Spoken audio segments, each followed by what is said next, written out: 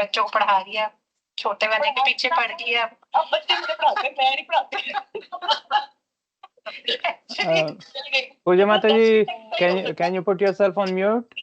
उसके बाद Don't mind. कुछ नहीं आता, मुझे नहीं कुछ।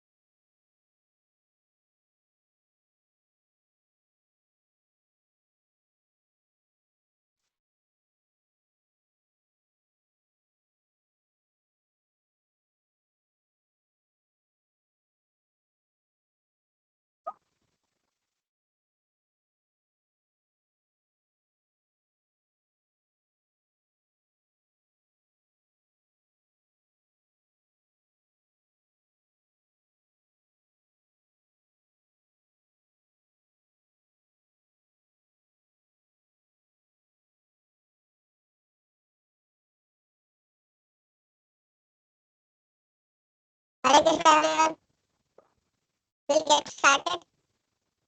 Should we wait for 1 or 2 more minutes?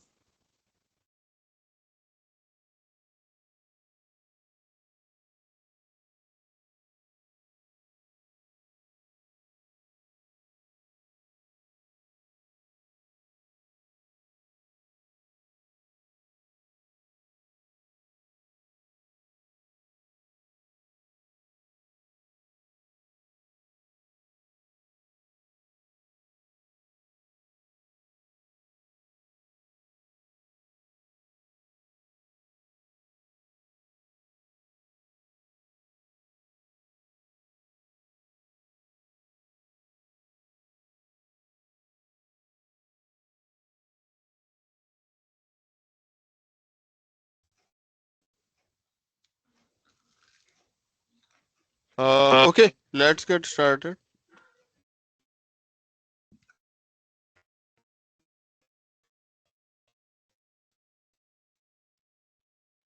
Can one of you please confirm if I'm audible? Yeah, we can hear you. Okay. Yes, bro, we can hear you. Okay.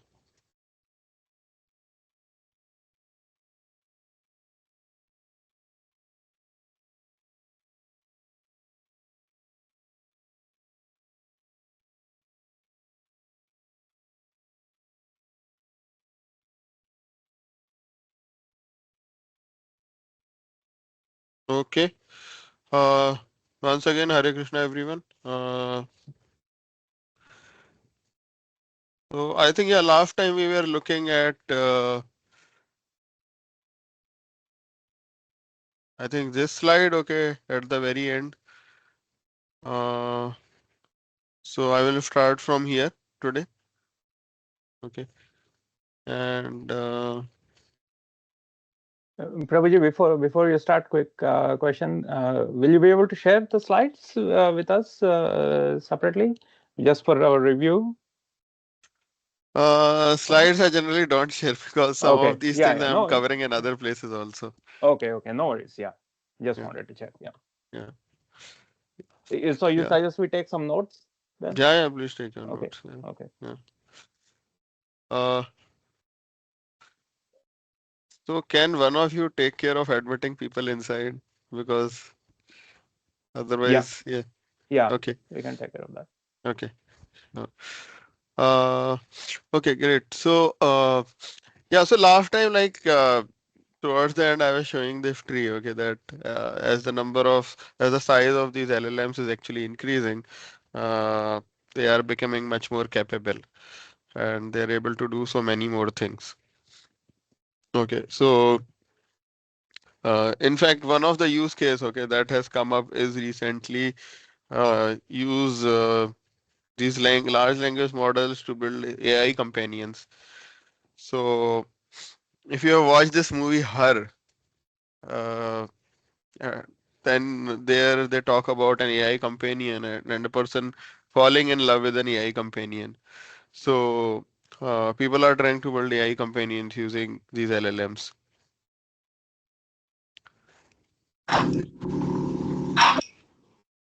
So I think uh, it is important to understand what these language models are, okay, and then we look into how do they really work. So in terms of what is a language model, uh, all what it does is it is calculating the probability of the words, which word is going to come next, and what is the probability of that word. So if you look at this sentence, the color of the sky is, and if say you want language model to complete this sentence, then it has to tell, okay, pick a word.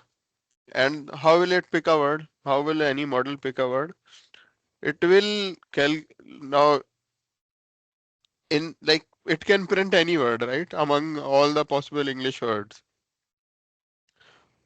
Uh, Now if it have to specifically pick the word blue, then the probability of word blue should actually be high. And who is going to calculate this probability? Language model itself is going to calculate the probability. So these language models are nothing but they are calculating probabilities of different words. Okay. Here we are looking at prediction of one word, but even when we think about predicting multiple words or a sentence or a paragraph, all what we are doing is we are calculating the probability of different words. Okay. So that's the fundamental idea of language model. All what it does is it is just calculating the probability of the next set of words. And then there is a rule that okay, uh, which says okay, the words which have the highest probability, you put that word out as the output. So that's what these language models are all about. Okay. Now, how do you really train them? So uh, that's where people use a lot of training data or text from open source. Like it will take text from Wikipedia, it will take text from lot of websites, okay, and books, and all that text is used as training data to train for to do the build a pre-trained model. Okay. So once it has pre-trained the model with all that information, the next step is you fine tune it to make it adapt to a particular type of task or domain. So that's where fine tuning happens. Okay. Uh, and like regarding all the models that we have, okay. Like all the pre-trained language models that we have. If you want to adapt it for a particular task, then you can do it fine tuning. Okay, I have one example to share. So let me quickly open that.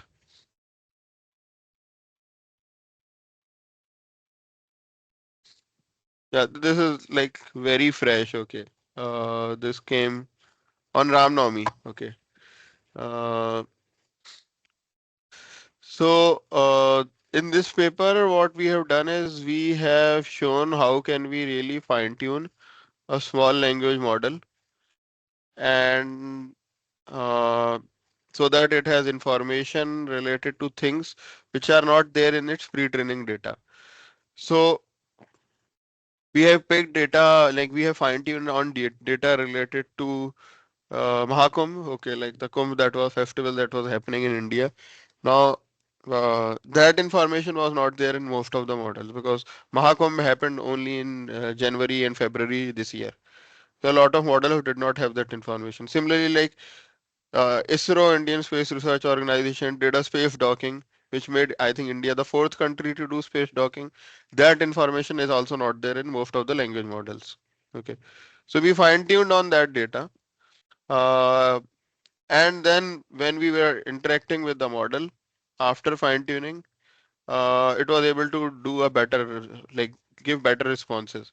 So if you look at this win chart, you'll see that after fine-tuning, the fine-tuned model is doing better in most of in most of the cases in terms of the knowledge. Okay. So this is nothing but the number of questions asked. So out of the 100 questions, fine-tuned model did a better job when they're 80 times compared to the non-fine-tuned model. Okay, and we did it for different data sets, so you can clearly see that fine-tuned model is doing a better job here.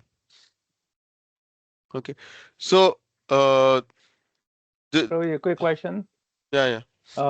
Yeah, so can you dig a little bit deep into how the fine tuning happens? Like what, what does it actually mean to fine tune? Yeah. So it's a topic. It's a very big topic on its own, and those things I will cover. Okay, later. Okay. Yeah. Okay. But yeah, if you are really like in a hurry, okay, you can read this paper. Uh, it has all the details related to how to do the fine tuning. Okay. Yeah, like all the fine tuning parameters that we use, the training rate, and for this we use two H100. Uh, one H100 has got it, like one H100 has 80 GB memory. So to fine tune this model, you need 160 GB RAM. Okay. Yeah, so it's not just as much as about just writing a code, but it's also about really having those resources, compute resources, to do all that fine tuning. Okay. Hey, Anupam. Yeah. Yeah, I have similar question as I asked actually. I have a request. आज सुबह से सिर्फ रुलाने में पड़ी हुई हो यार। Can someone go mute? रोज सुबह से रुलाने में पड़ी हुई हो सिर्फ। चिड़चिड़ कर रहा है, अभी मैं क्या रुला रही हूँ उसको? I think I'll have to mute. Can you all mute? Can everyone go on mute? Anubhav, will you be able to mute the Yeah, participants? I'm trying to do that. Even we are able to do. I've started muting. Oh, perfect. Yeah. Okay, so who was asking the question? What was the question? It went off my head. Yeah, this is Pankaj. I'm sorry. I was also got mute. Somebody mute me. Anyway, so I had a similar question about what Sai asked. So when you said fine tuning, do you add those data set included into your existing data set? Just, I mean, I don't want to go in deep, but just to be No, clear. it's a separate exercise. Okay, so fine tuning, no, you don't add it to an existing data set. It's like whatever data you have, you just start with that. You don't need the previous data. Correct, but you said that you didn't have data for Mahakumbh and the ISRO data. So does that mean that you added the data included into your existing data set? Yeah, we created that data on our own. Okay. Yeah, thanks.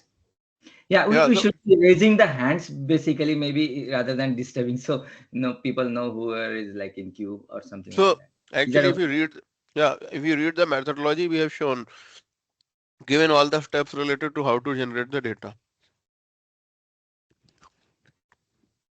Yeah, fine. Yeah. So just just a quick follow-up on that. So generate the data. So when you first said the LLMs are trained on basically open source data, right? I mean, something like through websites, books, and these kinds of things.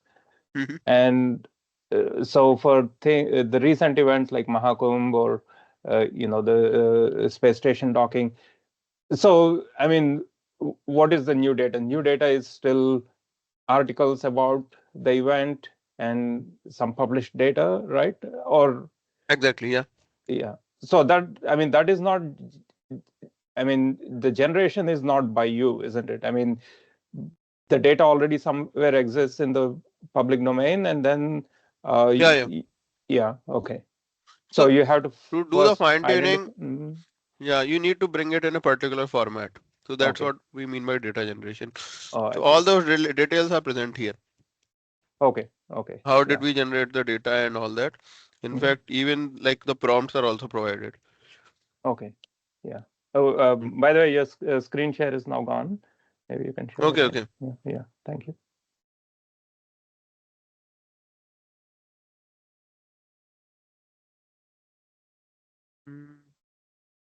Is it visible? Screen share button is not working. No, we can't see your screen yet. Actually, Teams is not responding.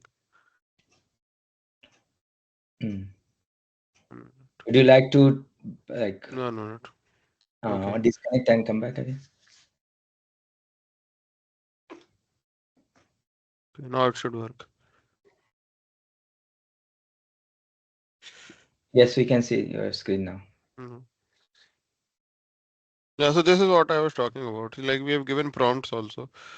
Uh, like how like and like the entire data generation process, everything is kept. So like if you look at this part, okay, this is where we are generating the data. Okay, and all the steps related to generating the data, uh, conversation generation, all that is provided here. Uh, and the prompt is also provided here.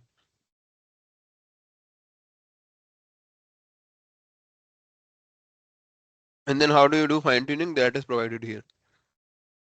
Okay. Yeah. Okay. So yeah, means if someone is really interested in doing fine tuning, means yeah, you can read this paper. Okay. Yeah. Can you also share the link? Yeah. Thank you.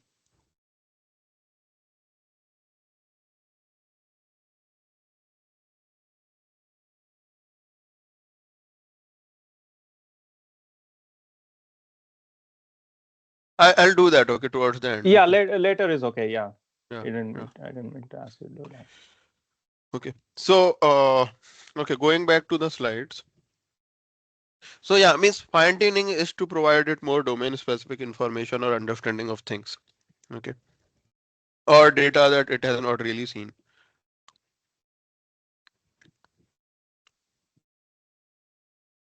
I think I covered this last time. So I will try to explain the attention mechanism, how it works. So if you look at like English as a language, then different words in a sentence have different strength of connection with the other words in the sentence. For example, the word she would refer to the word girl, right?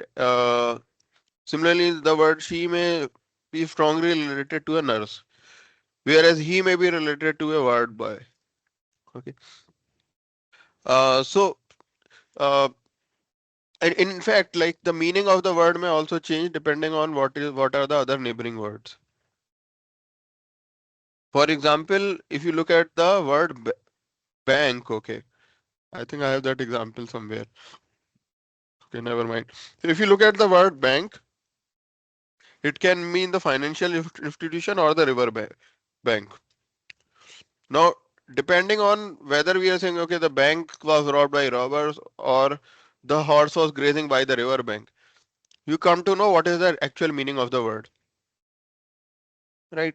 So you need to pay attention to the neighboring words, and that is what attention mechanism is all about. That it helps identify or disambiguate the meaning of the word depending on what are the neighboring words.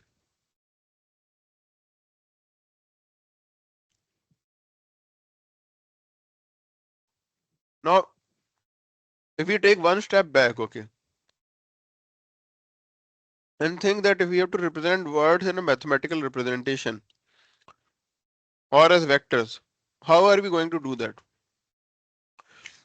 Because attention mechanism would help you define the meaning of the word in the context of other words. But if standalone, what is the meaning of the word and how do we represent it in a way that a machine can understand or a computer can understand? That's what representing words as vectors makes possible.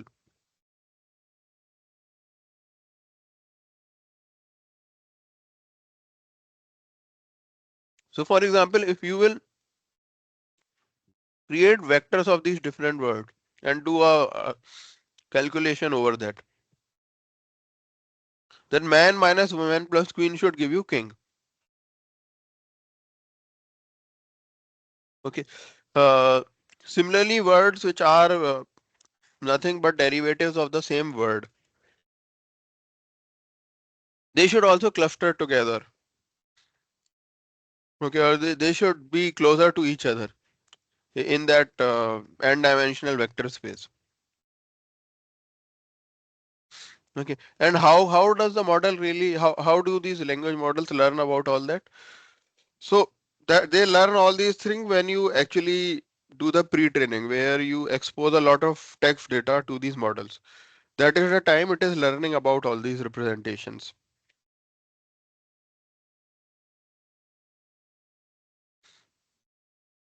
Okay, I think I covered this example also last time, that if we are going to represent these different words along these 4 dimensions, then for different words you will see different scores against each of these dimensions, right?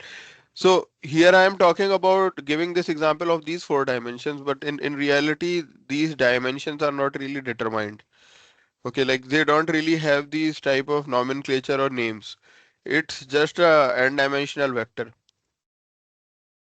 Okay, and depending on what is the nature of the model, you may have these vectors which may be having a dimension of 4096 or 512 or maybe 8192. It can be anything. Okay, but most of the times it is going to be a multiple of 512. Okay. Does that mean the vector size means the number of words that it is treating as dimensions, or the characteristic maybe? Is that what each yeah, the vector size, what does it represent? Like Characteristics. okay. See, Then I one mean way. mm, Go ahead.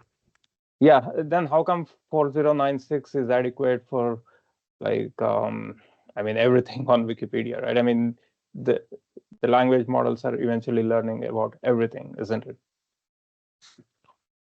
So, means these numbers, the dimension of the vectors, they are specific to a model. Means, and that's why we see that as the models are becoming more sophisticated, the size or the dimension of these vectors is also increasing. And a simple way of thinking about it, it would be that, okay, if there are say 50,000 words in English dictionary, Mm. then one may say, okay, that a dimension of 50,000 should be enough. But you cannot really be sure about that, whether 50,000 would be enough or not. Uh, it's like saying that given a word, how are you really going to project it in a way that when you will project multiple words of similar type, all of them should really fall in the same cluster. Now, uh, if you have to really achieve that, okay, all the words which have similar meaning or are derived from the same word should really fall together. Uh, then what is the dimension that is going to help you achieve that across all the words? That would help you determine the optimal number of dimensions. Okay, so people are experimenting with this, and yeah, means it has been observed that really like increasing the dimensions have really helped. But then it also becomes a storage issue. If you would have so many dimensions, then you are storing such large vectors, so it is going to take more space. So generally, right now, if you look at the embeddings or their dimensions, people have not really crossed 16,000. Okay, so that has been doing a good job. So like GPT as a model itself is only 16,000, or I mean, so when you say model, is it like very specific to a particular task, or is it the very general No, so model? see, there is no context of task here. Like these models are just converting word into a vector. Right. Okay, and uh, from one embeddings model to another, there is the dimensions may change.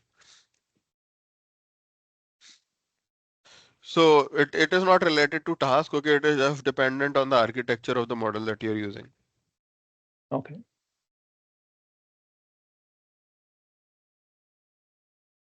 So okay, we spoke about word as vectors, we spoke about attention mechanism, but then how do these things really uh, become a component in terms of a language model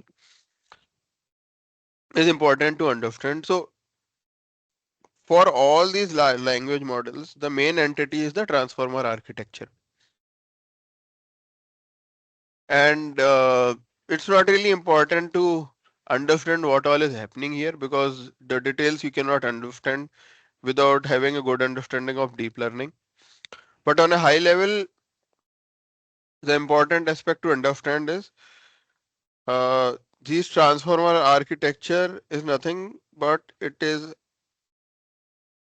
a combination of feed-forward neural networks, which I am showing here, or artificial neural networks, and the attention mechanism. Okay.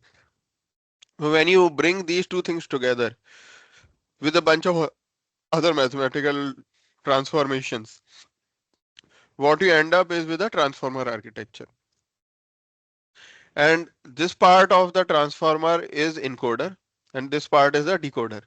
So you can think of encoder as the one which is converting words into vectors, and decoder is as the one which is calculating the probabilities of the next set of words. So this is the one which is going to give you those vectors, and then these vectors are consumed by the decoder, and then this is going to give you the probabilities of the words. Okay. Now in the paper which is related to the transformer architecture, which is attention is all you need, the link to which is this one, they have like demonstrated both these encoder and decoders.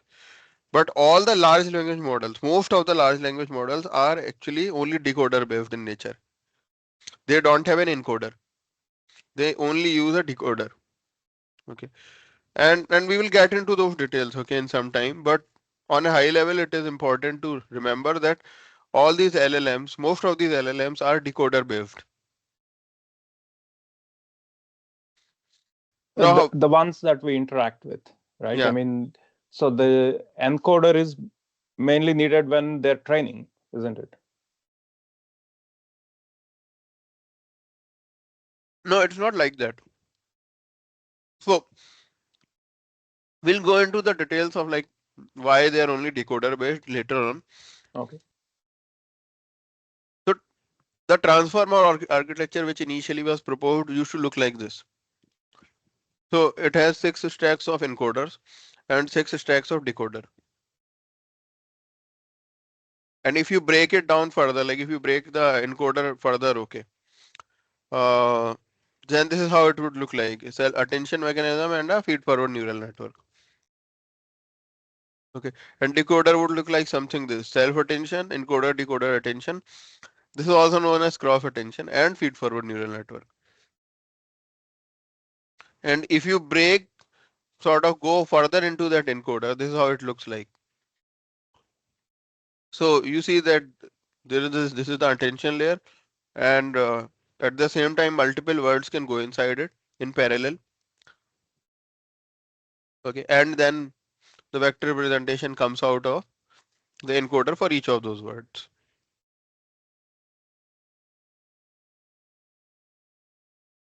So encoded vectors comes out of the encoder, and then they go to the decoder, where they again pass through the attention mechanism, and then finally it calculates the probabilities of different words.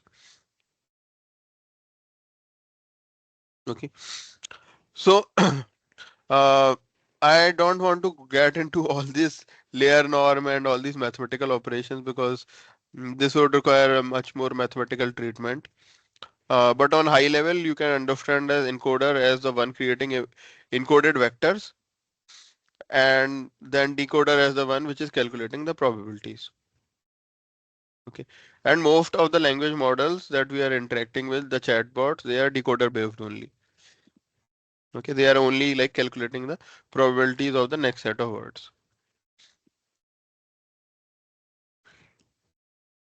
So prior to the transformer architecture, well, there were other models like RNNs, LSTMs, but they used to require a lot of compute, and they used to process the information in a sequential way. Okay. So even back in 2013, when I was just graduating from the college, uh,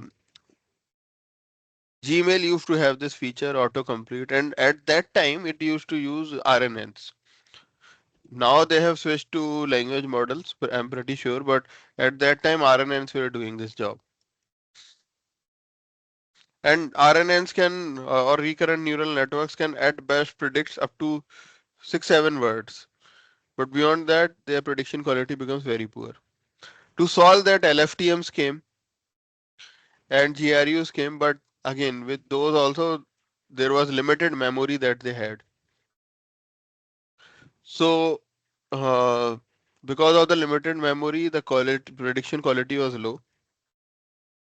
And the other thing was attention mechanism was missing, where one tries to understand the meaning of the word by looking at the neighboring words.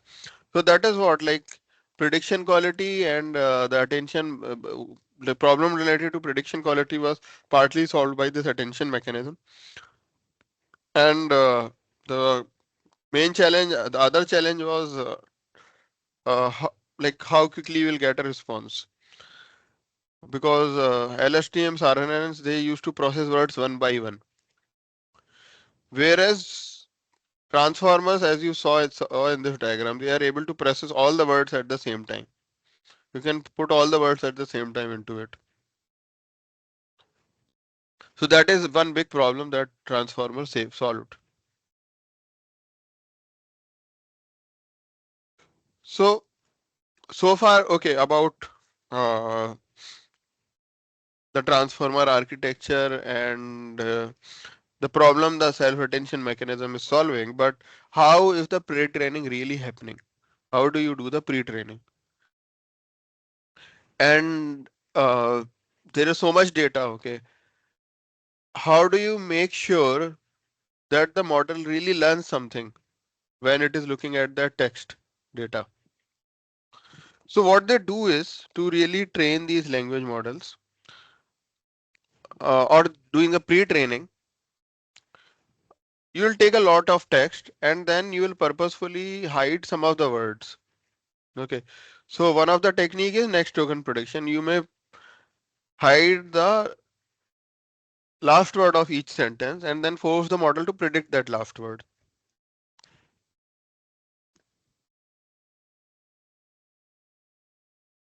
Then while it predicts it, it is forced to predict the right word. If it is not predicting the right word, you penalize the model using a loss function. So in that way, model starts learning, okay, that this is the right word.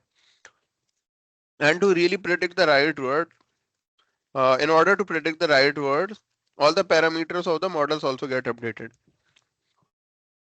And this happens again and again for all the sentences which are there in the text corpus. So in this way, what happens is model ends up learning some of the hidden representations of the language.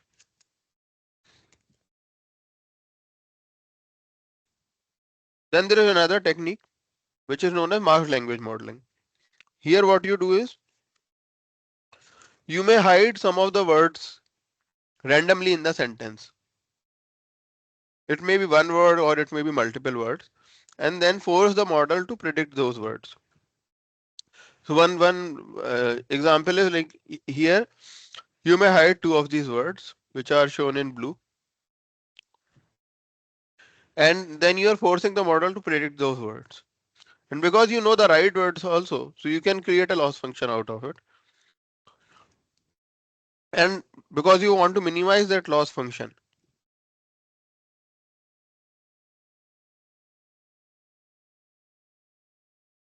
so when you're training it,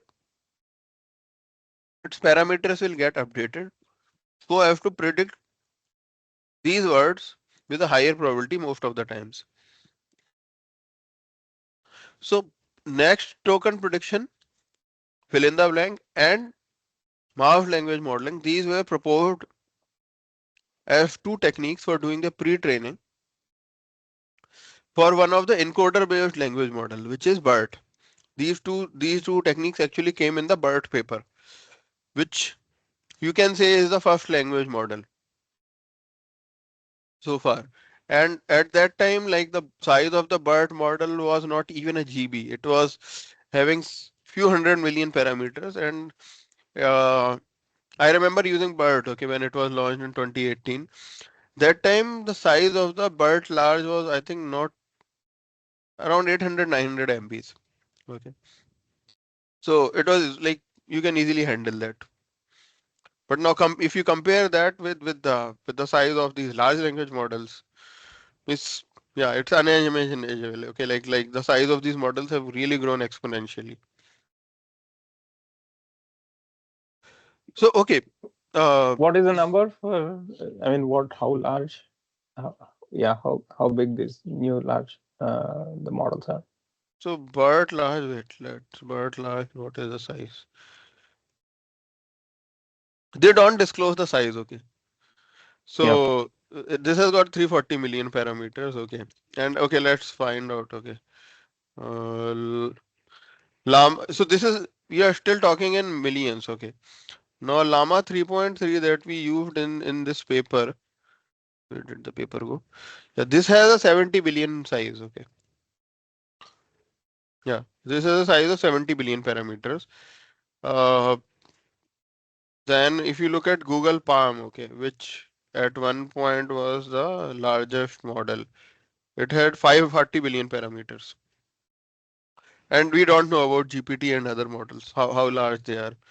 Okay, maybe trillion parameters or maybe more, but they don't disclose those things.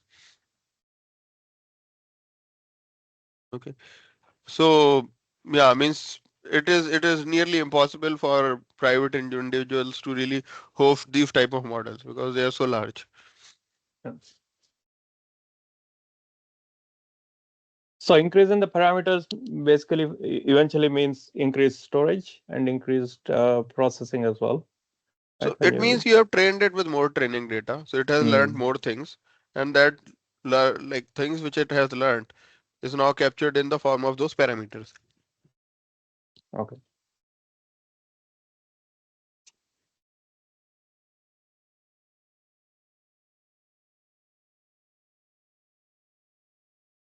So I will skip this. I think I already covered this. That traditionally transformer architecture has both encoder and decoder,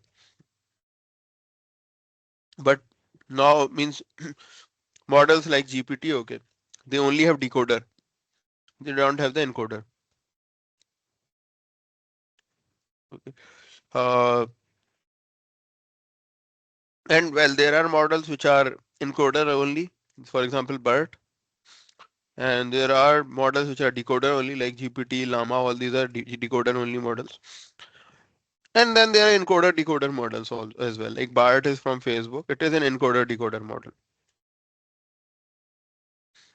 Okay. And depending on the use case, you may or may not pick up the architecture of a particular language model. Like decoder based architecture works very well when it is about generating text. Whereas if it is a natural language understanding task, for example, you want to do some sentiment classification or summarization, encoder based architectures do a better job. And for language translation type of exercises, encoder decoder architectures are better.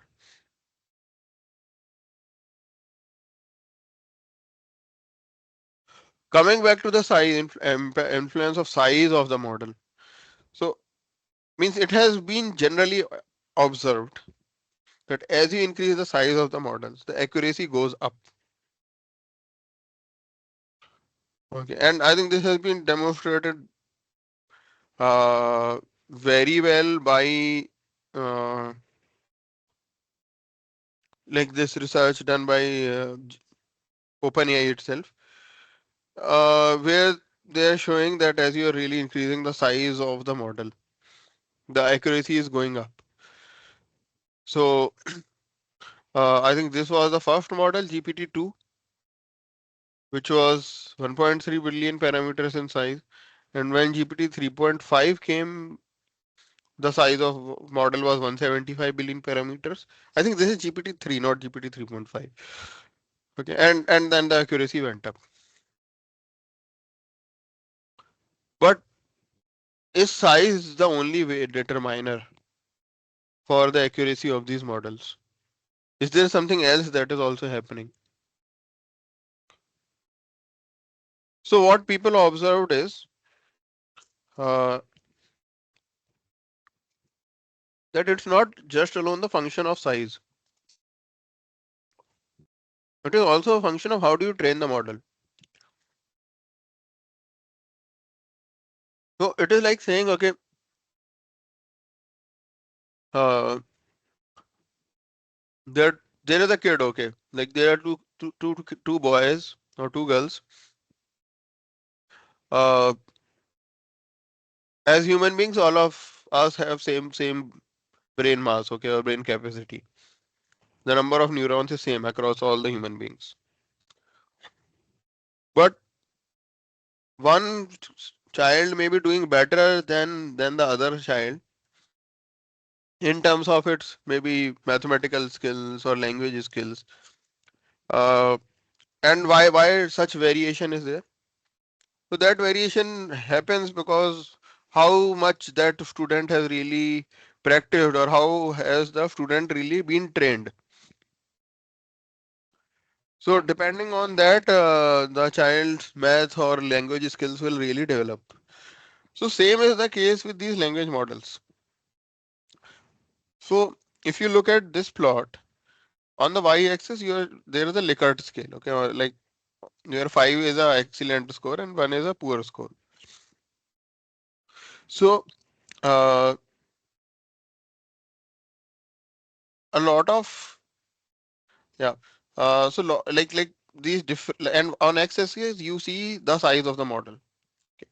Y-axis is the Likert score. So same model which has size of 1.5 billion parameters.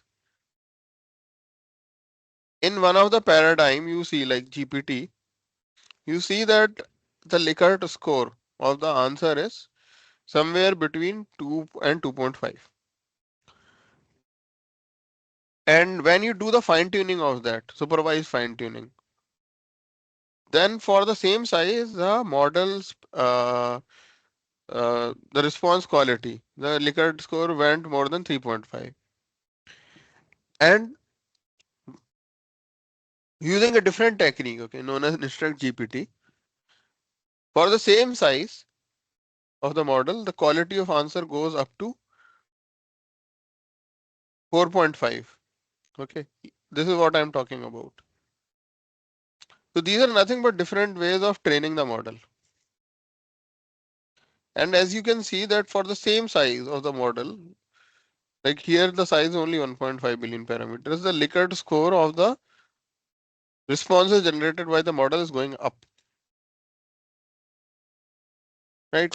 And in case, Okay. if No, you no, no, no. Sorry, we can't see the screen share. Is that me only problem?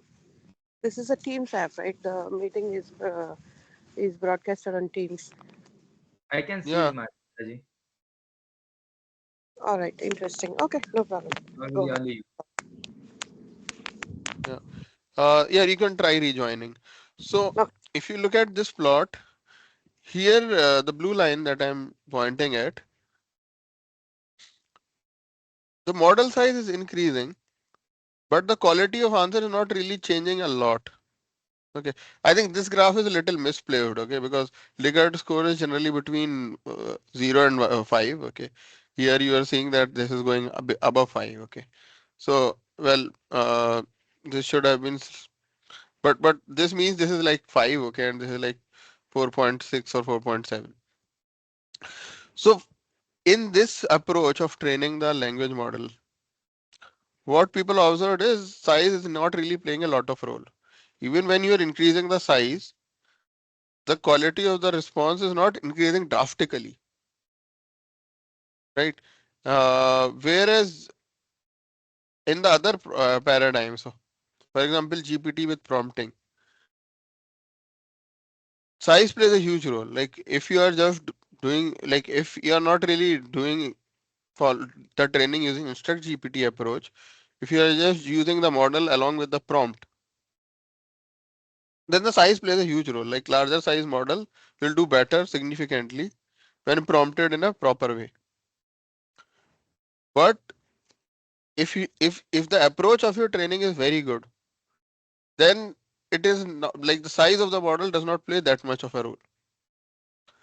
So what valuable insight do we get out of this? We can use small models, small language models, but we should train them or fine tune them in a proper way. Okay, like because you can see like even with fine tuning, the quality of the response really goes up, right? From 2 it goes up to 3.5 just by fine tuning the model. Okay, so and the same thing we observed in our paper as well. Where did it go? Here also what we saw is like after fine tuning on data which is specific to these particular domains, the quality of response really improved. Right, for more like most of the times the fine-tuned model which is shown in red is doing better.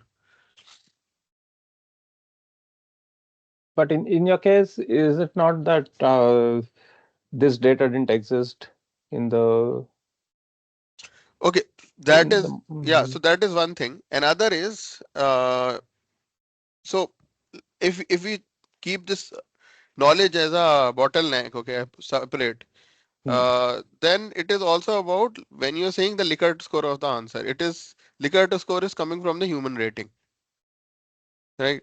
So here also when we did the studies, what we found is the fine-tuned model starts doing a better job in terms of the conversational aspect of the response and how concise it is.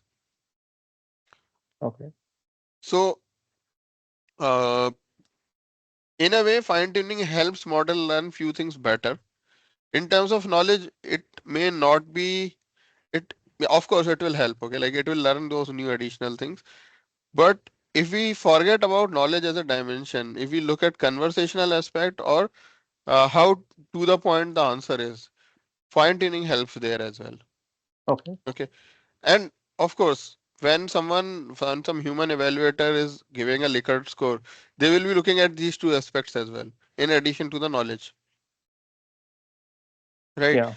So that's what is evident from this plot that when you are doing the fine tuning, the quality, the response quality actually goes up. Okay. Yeah. Uh, But also just an observation. So looks like all the models, I mean, GPT prompted seems to be the exception.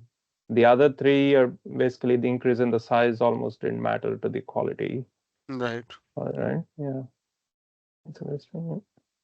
But see, this is very specific to GPT-3. Okay, this may not be applicable on other models, but this is to really convey that idea that how do you train the model has a very large, big, Yeah. Yeah. like sort of influence. Yeah. Yeah. Understand. Yeah. Thanks. So I think someone was asking about the size of different models. So these are some of the numbers around the size of the models. And well, this is a little dated slide. Uh, but yeah, now we have models which have trillion parameters, but well, they're not disclosing it. So it's hard to put any numbers for GPT-4 because they have not really shared what is the size of the model.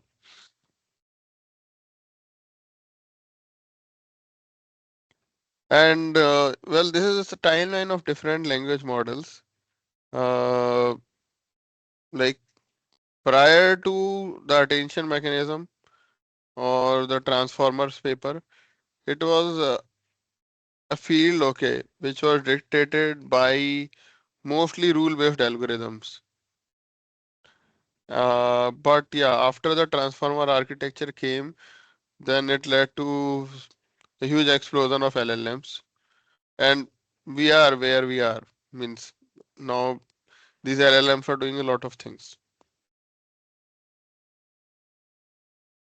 So before we wrap up today's session, I will just go through what is a prompt, and because all of us hear a lot about prompt and prompt engineering, and that prompt engineering is such an exciting thing. If you can do this, then uh, yeah, means you can do make a lot of money. So what is a real what really is a prompt? And how is it really framed? So prior to understanding that, we also need to understand one concept which is related to zero shot or few shot learning. So when you ask ChatGPT any question, okay, that okay, who is the Prime Minister of India? Or you are talking about okay, how did ISRO conduct the space docking experiment? Right now, when you're asking this question, this is also like a prompt. This is a natural language instruction that you are giving to the model. So this is sort of a prompt only. But are you giving it any example to help it answer your query? You are not, right? You are just simply asking the question. So that is known as zero shot, where you have not given it any examples. Then there may be cases where you may give one or more examples. So that is known as one or few shot learning. So uh, let's try to understand that concept using this table. Say you ask the LLM that classify this review. I loved the movie, and you're asking it now provide the sentiment. Sentiment can be positive, negative, or neutral, right? So in this case, you are just giving it the question, and you are waiting, expecting it to give you the right answer. In the second case, we are giving one example. We are saying, okay, like for one review, I am providing you the sentiment. Now for the next review, we predict the sentiment. So this is a case of one shot learning. You have given at least one example. And the third is a case of two shot learning. You have given two examples. And then you're expecting it to give a response. So in a prompt or a natural language instruction, if you are giving examples to help the LLM, then it is known as few shot learning or one shot learning. If you are not giving it any examples, then it is known as zero shot learning. Any questions on this? Yeah, so just looking at this few shot learning, I mean, so the two examples that you've given basically are not related to each other, right? And then the third question that you may ask is also not related to the first two, isn't it? Okay. So is it helping or is it confusing? And Prabhuji, I have a basic question. I want to understand. So when we are doing prompt engineering, when we are asking prompts, so we should try to follow the method of few shot learning. Is that right? Yeah, exactly. Yeah. If you are giving it some examples, then yeah, it helps the model. I'm already like outlining. I love this movie, but I don't like this chair, even though they are not related. But I'm providing my sentiments. Thank you. Exactly. Yeah. So because here it will see that okay, if there are negative words that are being used, then sentiment is given as negative, right? Whereas if there is no negative word, okay, there are words which are expressing liking to something, then it says okay, this means positive. So it is learning from that. Okay, I see. Just for this, yeah. So for responding about the sentiment. So it's like okay, you remember like there is this like aptitude questions which are there. They will say okay, they will give you like two examples. Okay, that if this is a shape, okay, then this is the number. If this is a shape, this is a number. Now we are giving you this as the shape. Now tell us the number, right? So in aptitude type of test, those type of questions are asked. So it's the same thing with the LLMs also. Okay. So one more example, and here I'm using a code snippet, and the model that I'm using is Plentify. It's a small language model. So if you look at, if say this is the input text, and then you are saying, okay, what is the right way to design a car? Okay, so it says engineering. It picks one word from this, so it is reasonable, right? But now when I'm giving this as the input text, okay, tell the right label for the sentence out of these words. I have a problem with iPhone that needs to be resolved as soon as possible. It is the response it is giving is phone. Well, this does not mean anything. Means it only says that this sentence is something about to do with phone. Right? No, and nothing else. Okay, it does not convey anything else. Now I am giving some examples to it. Okay, I gave so many examples, some 6, 7 examples, and then I am asking the same question. Now if you look at the response generated, it says iPhone problem resolved. So now you understand, okay, that this is actually about iPhone and the resolution of problem related to it. But earlier when you were not giving it any examples, then it was like the words which it selected made no sense. But now it is much better, right? And in fact, here we have not really given any keywords. We're just saying, okay, you find out the keywords. Here, despite giving the keywords very clearly, it was not able to pick. But here we have not given it any keywords, and still it is able to get us the right words. So because it got trained, because these examples are not at all related. Yeah, so the examples don't have to be related. Means, uh, I think this question is coming for the second time that examples have to be related, like, but they are not. Like, so suppose if you learn how to say cook one vegetable, do you have like does it really take a same amount of effort to learn like, cook another vegetable? But to ride a bike, I mean, That's it's it. to me it seemed like those that different, these If you know examples. how to ride a two-wheeler, okay, any two-wheeler, okay, say cycle, riding like driving a motorcycle or another two-wheeler is easier. You can't compare a cycle with a tank, okay, or a two-wheeler with a bulldozer. You can't compare. It's a very different type of comparison. But yeah, I mean similar type of vehicles you can drive better, right? Yeah, that I agree. But the examples here are seem very different. Like in Yeah, one you're so saying I can cook uh, something, the other one you're saying I can ride a bike, and the third one you're saying can I read? so The question is can I read? yeah, so see, like I think this throws a very interesting reality that these models are much more smarter than us, isn't Yeah, it? So yeah, I think that's why we need to really understand and learn about these. That why are they so smart? Even while we are giving them unrelated things, they are learning. right, Okay, right. but we humans we have our own limitations. Okay, so that's why it is more pertinent to learn and understand what's happening.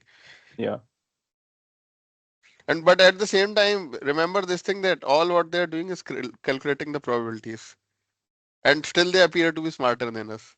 right. Yeah, okay. Yeah, that's a good point. Yeah. So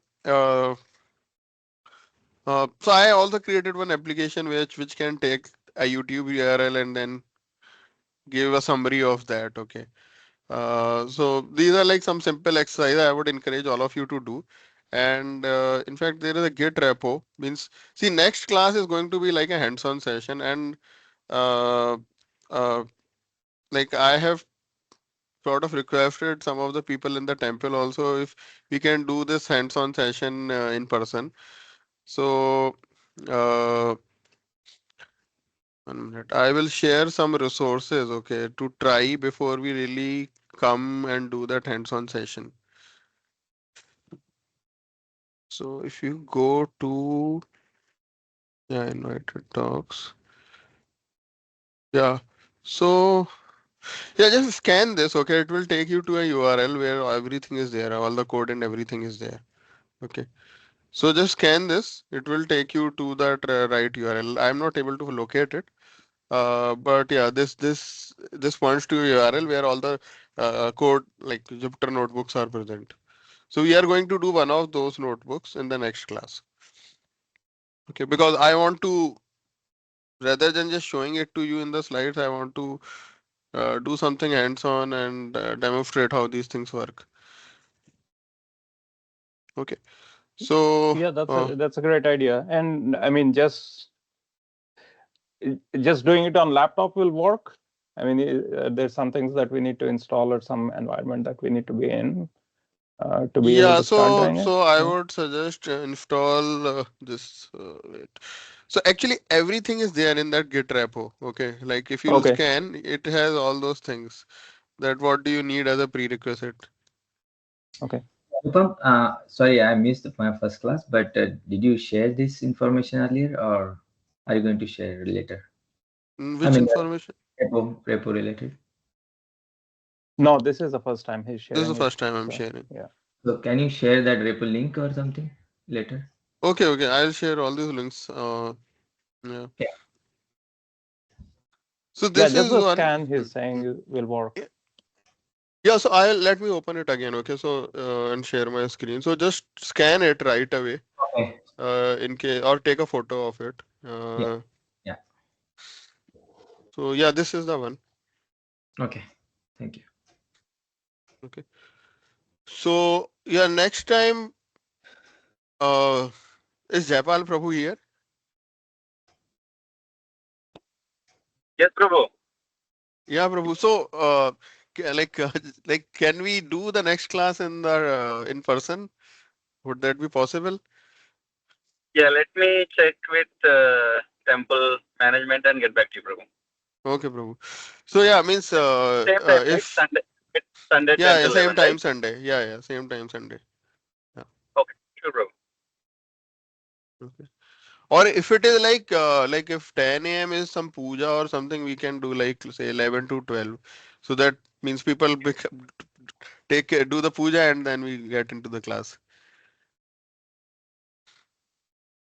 Yeah, sure, Prabhu. Let me check next week what is there on Sunday, and if any conflict, we can adjust the time. Sure, okay. But yeah, means next week like we'll okay 11 a.m. Yeah. So yeah, next week we'll do it in person and we'll go over some of the like sort of hands-on exercise. Because I can keep telling all the theory, all the good things about LLMs. But I think you will appreciate it better when you really play around with these things.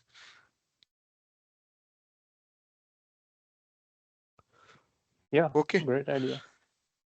Sure. Okay. And because next week it is going to be in person, means I would really request like if some of you are joining regularly, please come and take the benefit of the hands-on session as well because uh, you will see things in action there. Yeah. Okay. All right. So thank you so much, all of you for joining. And Hare Krishna. And yeah, I will be in Samamish temple today in the evening. So if you are coming, we can even discuss then. Thank you so much. What time you'll be coming, Anupam? I think around 6. I will be in Balaji temple from 1 onwards. Okay. And then I will go to Samamish temple from there. Okay. And Okay. Anupam Prabhu, so last week we talked about this kind of capstone projects. When is a good time to discuss those? Yeah, so I would say that after a first hands-on session, you all will have some idea like what type of coding is involved Okay. and what all is something that you can really adjust with your busy schedule. And basis that we can explore. In fact, one more thing that you can try looking at is so look at this project section. Okay, here. Let me share the link.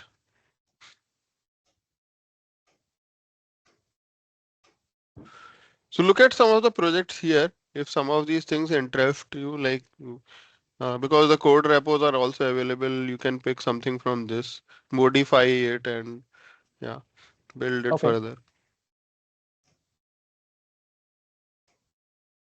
Okay. Yeah. All right. So yeah, see you all next week. Hopefully in person. And yeah, till then, yeah, keep learning. I will share it. Let me share that paper also right now in the chat itself. This link also I'm sharing here in the chat. And like one of you, I will request if you can put the same thing in the group also, WhatsApp group. Yeah, I can take care of that. Yeah. So this is that link which has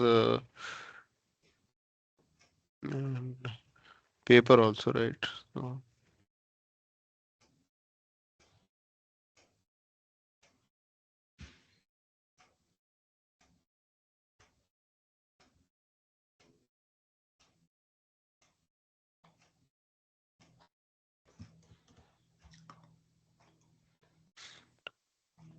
yeah, and like if you are specifically interested in knowing about fine tuning, how to do that fine tuning, uh, yeah, means that that is doable, but the only thing is you need GPUs for it, and you'll have to arrange for your own resources. Yeah. So yeah, I have an 800 of my own, but well, it does not help host models beyond 7 billion parameter. So it's yeah, not that useful. When I bought it, I thought, yeah, this will help me a lot, but yeah, I realized it's not helping much.